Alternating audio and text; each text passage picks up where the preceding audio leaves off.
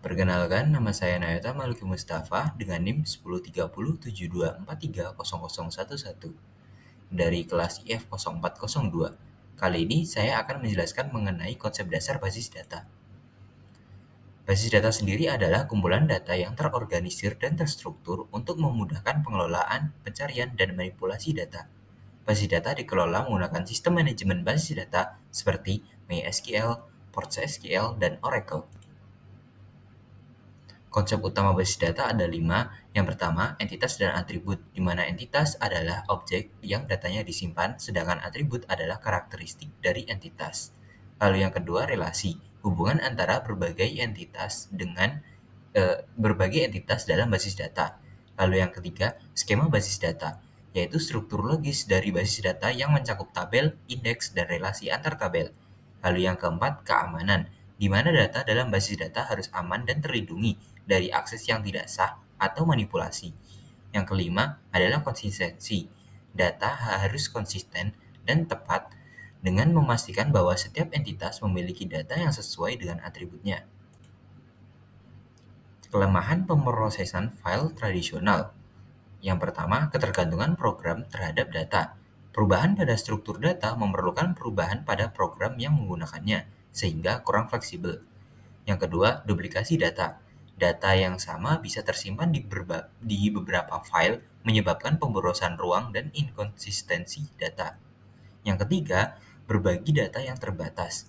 Data sulit diakses oleh aplikasi lain, sehingga menghambat efisiensi penggunaan bersama. Yang keempat, waktu pengembangan yang lama. Setiap aplikasi harus merancang ulang sistem penyimpanan datanya sendiri, memperlambat proses pengembangan. Lalu yang kelima, pemeliharaan program yang berlebihan. Perubahan data mempengaruhi banyak program, sehingga membutuhkan banyak waktu dan usaha untuk pemeliharaan. Selanjutnya, kita akan membahas mengenai pendekatan basis data. Pendekatan basis data adalah metode pengelolaan data yang menggunakan sistem manajemen basis data untuk menyimpan, mengorganisir, dan mengakses data secara terstruktur dan terintegrasi. Pendekatan ini bertujuan untuk mengatasi kelemahan sistem pemrosesan file tradisional dengan menyediakan cara yang lebih efisien, aman, dan terkontrol dalam mengelola data.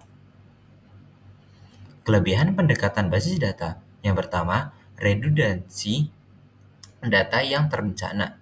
Mengurangi duplikasi data untuk menghemat penyimpanan dan menjaga efisiensi. Yang kedua, konsistensi data yang lebih baik. Data tetap seragam dan akurat di seluruh sistem. Ketiga, peningkatan berbagi data. Banyak pengguna bisa mengakses dan berbagi data dengan aman. Yang keempat, penegakan standar. Menerapkan standar yang konsisten untuk format dan keamanan data. Yang kelima, pengurangan pemeliharaan program.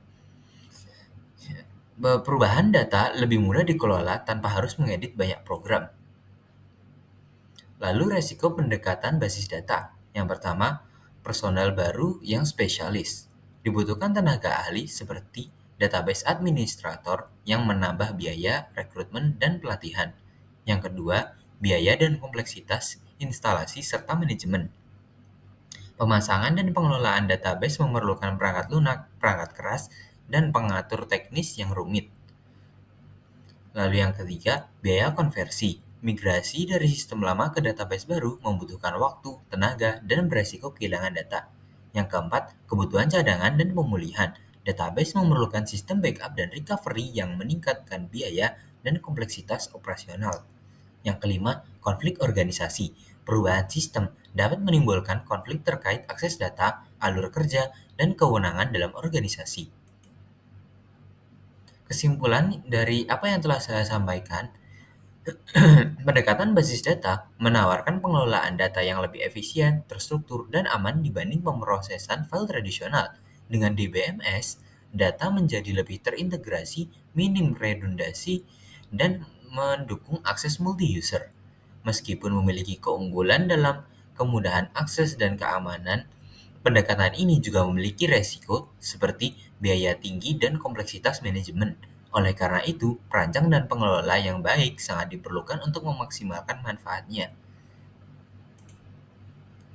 Sekian presentasi dari saya. Terima kasih telah mendengarkan.